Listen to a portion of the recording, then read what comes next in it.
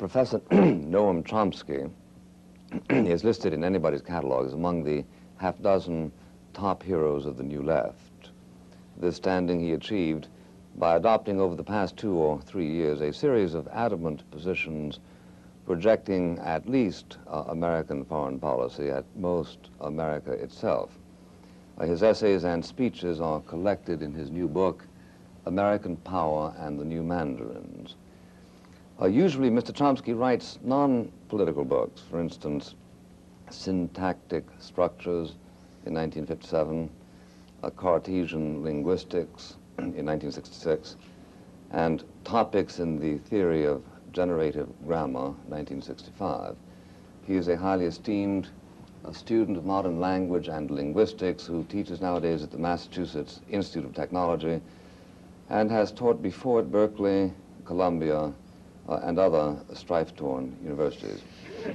He is a member of many organizations and learned societies, including, I'm sure he would want me to mention, the Aristotelian Society of Great Britain. In one of his essays, Mr. Chomsky writes, quote, "By accepting the presumption of legitimacy of debate on certain issues such as this one has already lost one's humanity."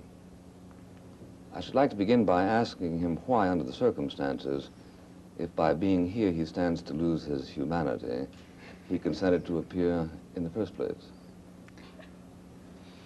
Because, first of all, I didn't quite put it in those terms, I don't think. I think that but I think that I said that there are certain issues, for example, Auschwitz, such that by consenting to discuss them, one degrades oneself and to some degree loses one's humanity, and I think that that's true. Nevertheless, I can easily imagine circumstances in which I would have been glad to debate Auschwitz. For example, if there were some chance that by debating Auschwitz it might have been possible to eliminate it or to at least mitigate the horror of what was going on. And I feel the same way about Vietnam.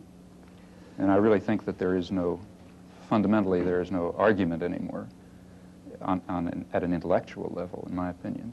But I think it's very important to discuss it nevertheless. At what level is there an argument? Well, there is a policy which I think is a destructive and devastating policy. It's continuing, and the continuation of the policy is to some extent based on the fact of public apathy or public acceptance. Hence, there still is the necessity to convince people that they should act strongly to put an end to this policy. At what point was there an intellectual argument? At which point did an intellectual argument in favor of our intervening in Vietnam cease to exist? Well, as I say there, I think that there may have been a time when there was something to debate.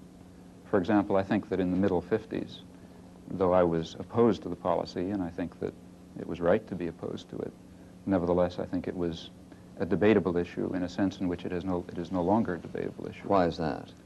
Because at the moment, I think it's really an issue of the survival of the existence of Vietnam as an entity, as a social and cultural entity. I think that's what's at stake. But even that could be intellectually argued, couldn't it?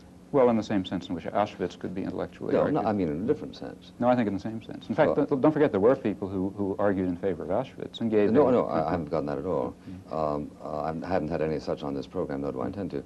But it seems to me that even if what you said were correct, there could be a perfectly legitimate argument over, for instance, the continuation of the state of Anguilla, or the continuation of the state of Biafra, or the continuation of the state of Goa. I didn't talk about the existence of the state. I talked about the existence of the society as a social and cultural entity. I think that's what's at stake. Oh, okay. Well, if it's at stake, mightn't there be 2 points of view about how to help it evolve into its natural forms, right? Oh, there are many different points of view. I think they're very legitimate. Well, now, how can you say they're very legitimate? They're very legitimate issues that can be argued as to how the United States ought to most efficaciously put an end to its destructive actions in Vietnam. There are many different alternatives that might be thought about. Yes, but one way, of course, to put an end to America's necessary intervention is to conclude the war successfully. That's a way, Yeah, right? one possible way is by destroying Vietnam, which I think is probably the most likely outcome. Yeah. Well, now, for instance, one way in which we put an end to the Nazi occupation of France was by destroying Nazi Germany, correct? That's right. It seems to me that this was a position which is a tenable position, and mutatis mutandis, it's a terrible position No, today. because mutatis mutandis Well, changes everything in this case. Explain to me why. Because in this case... As you know, it's not only I, Yeah. but people with whom I disagree, like Yes, Arthur Schlesinger, Jr., who refers to your theological certitudes and your liberal application of them to every subject in which you touch.